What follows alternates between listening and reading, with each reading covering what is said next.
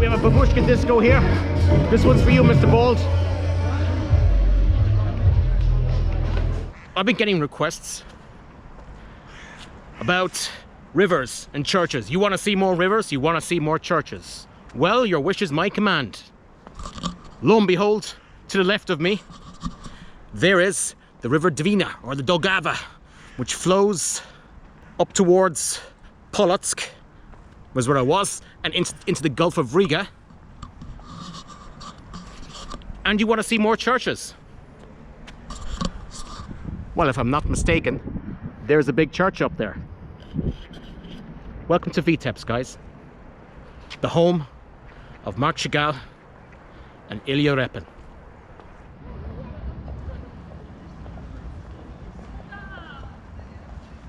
This here is the Holy Assumption Cathedral here in Vitebsk, and it was built, the original church was built sometime in the 1770s, and it has quite a unique and extraordinary and very interesting history.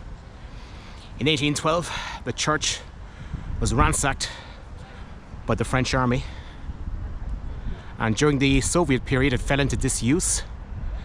However, it was restored in 2009, and it was reconstituted as a church.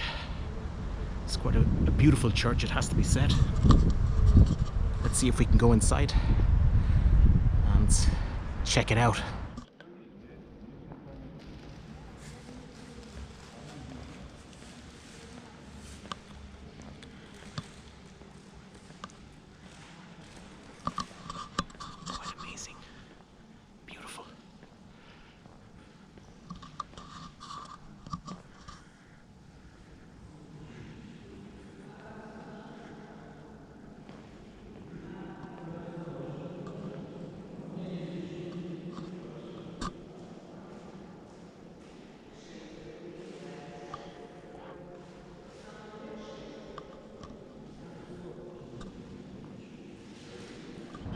But I have to say, that was quite impressive on the inside. Yeah, definitely check it out. Such a beautiful church, lovingly restored.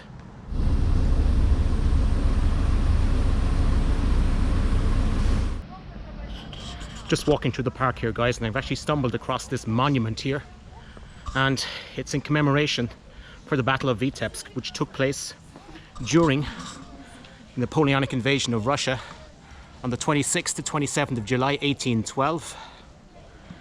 And during this battle, the French and the Imperial Russian armies fought here, a two-day battle, and the Russian armies, under the command of Marshal Barclay de Tolly, managed to evade the entrapment of Napoleon Bonaparte. Of course, Marshal de Tolly was in command of the Russian First Army, and he was under pressure to commit his forces to the battle. And during the battle, he actually received news of Bagration's defeat, and so de Tolly decided to withdraw, a tactical withdrawal from Vitebsk, which saved the Russian army. And it was the last major battle before the Battle of Smolensk, which took place about 4 to 5 weeks later.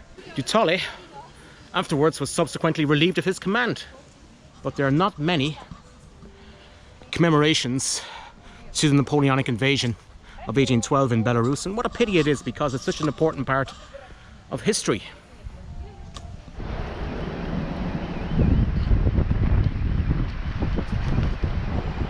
And talking about Napoleon Bonaparte, this building right in front of me is the old city hall here in Vitebsk, and it's where he had his 43rd birthday bash on the 15th of August 1812, while the French armies were resting here. I wonder, old Boney, if he came back here, what would he make of this place?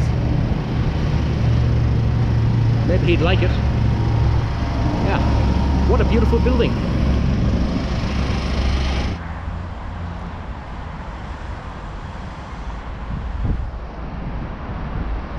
And this guy here is a guy called Algirdas.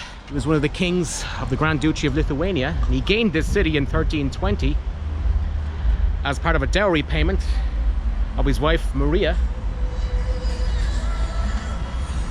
And as you can see, he gained the whole city.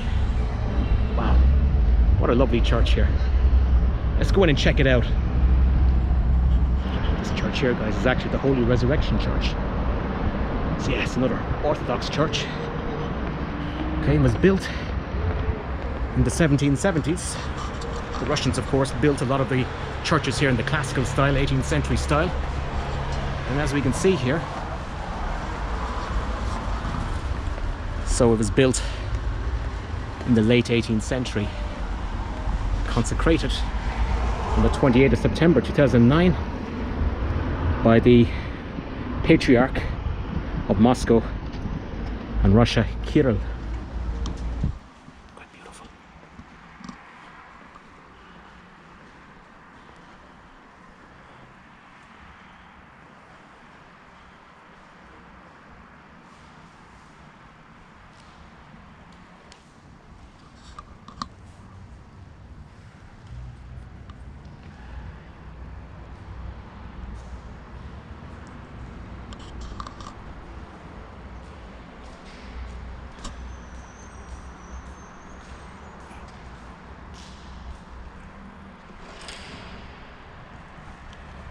Over here, we can get some holy water.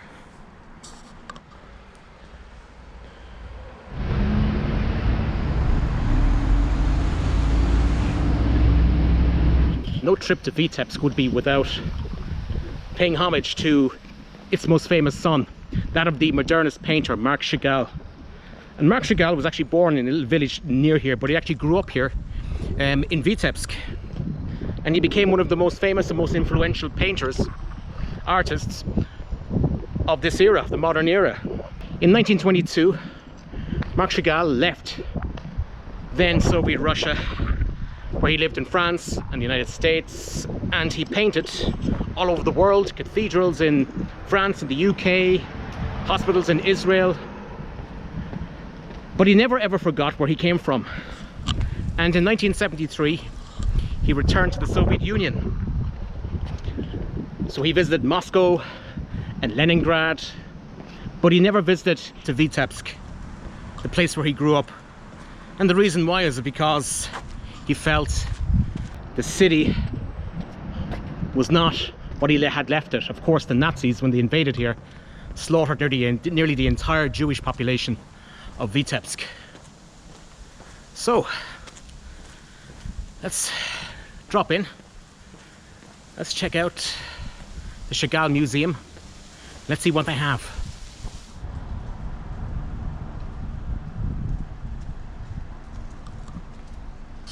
Well, it looks as if we have found the Marc Chagall Museum. And the red brick building here was actually built by his father, in which Marc Chagall spent a lot of his youth. Here, of course, this is the street that he knew all so well. All right, so let's go inside. Let's see what they have inside. Let's check it out. Let's witness a bit of history.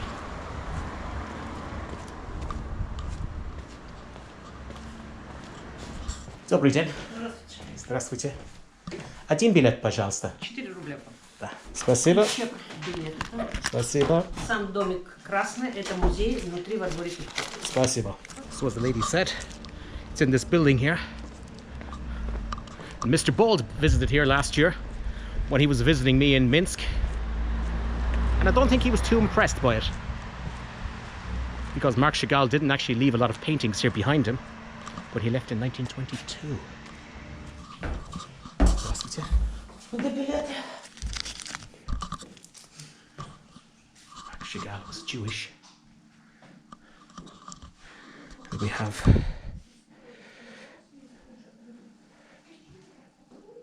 the shawl. And of course the inscription in Hebrew.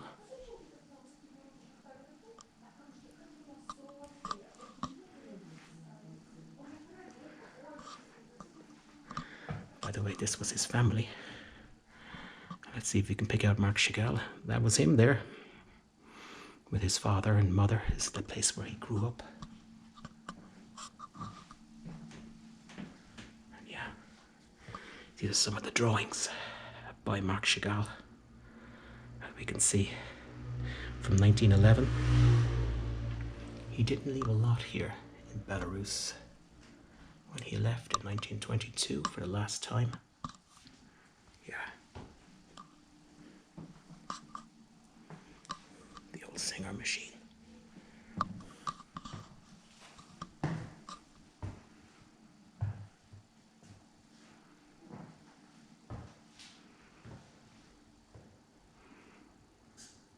These are all the famous people he knew. Pablo Picasso, and so on. Some of the old photos of his family. This is Marc Chagall and Bella Rosenfeld, his first wife.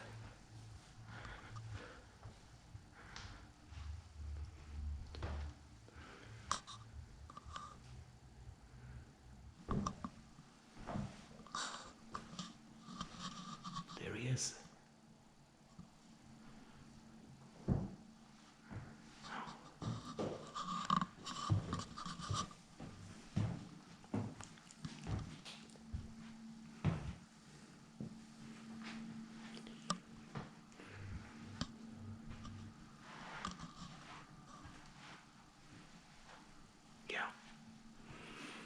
As I mentioned, he has some drawings here of Chagall, some photos.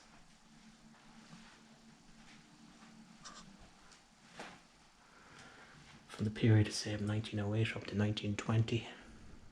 These are priceless.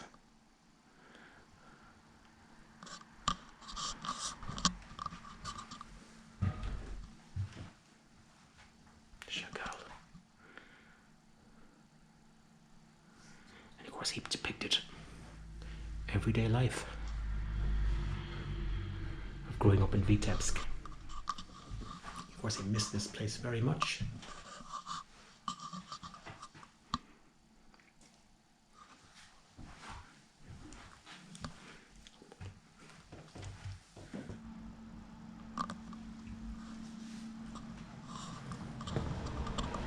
Well, that was it. His house and a number of his exhibitions inside.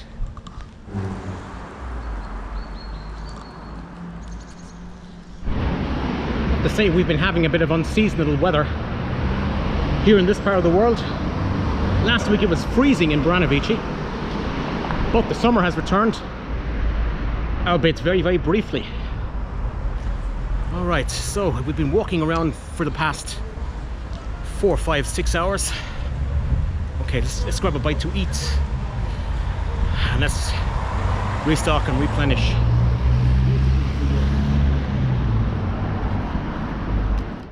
Alright guys, I've been walking around all day and I've worked up quite an appetite. I'm hungry, so it's food o'clock, and that can mean only one thing: the local Stolovaya.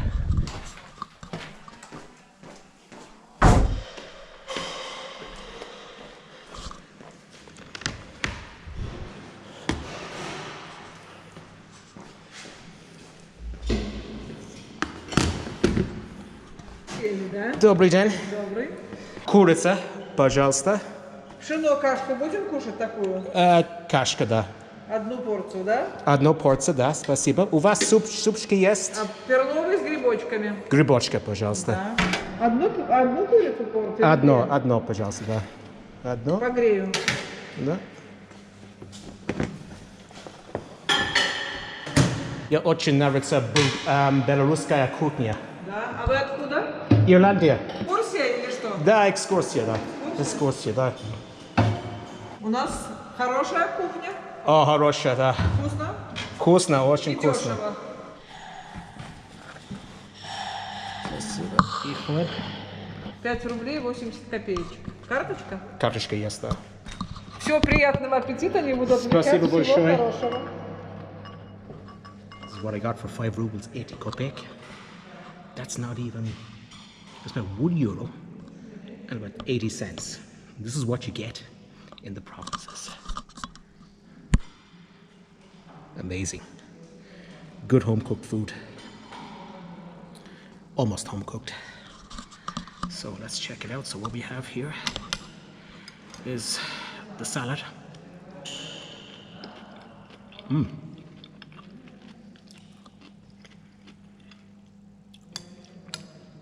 Oh yeah, this is really nice.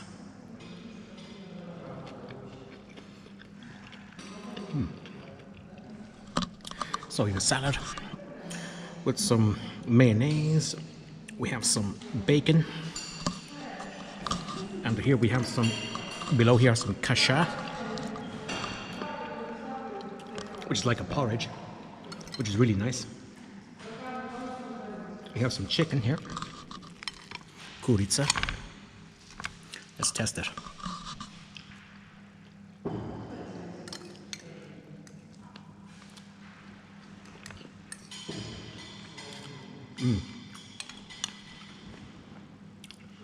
That's really good. Okay. And then we have the soup. So with potatoes and mushrooms. Let's put it to the test. All right. I'll tell you what. As I said before, I've never had a bad meal in Belarus. And for €1 and 80 cents, you can't go wrong with this. This is really good.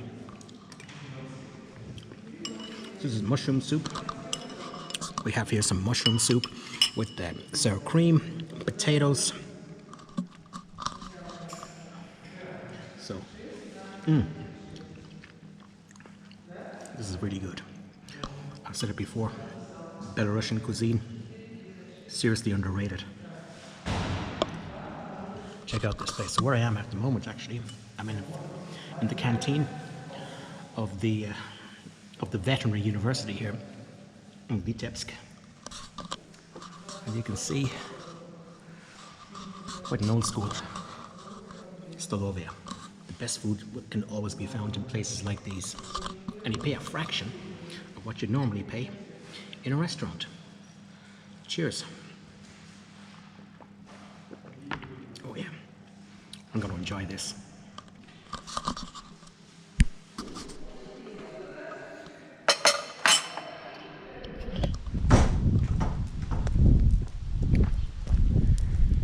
Well, I have to say, guys, my experience certainly did match up to the glowing reviews on Google. So, if you're ever in Vitebsk, this is the place to be, on Bauman Street, within the campus of the veterinary university. Can't go wrong, guys. Whole dinner for €1 and 80 cents. Okay, guys, let's push on. We have the whole night ahead of us.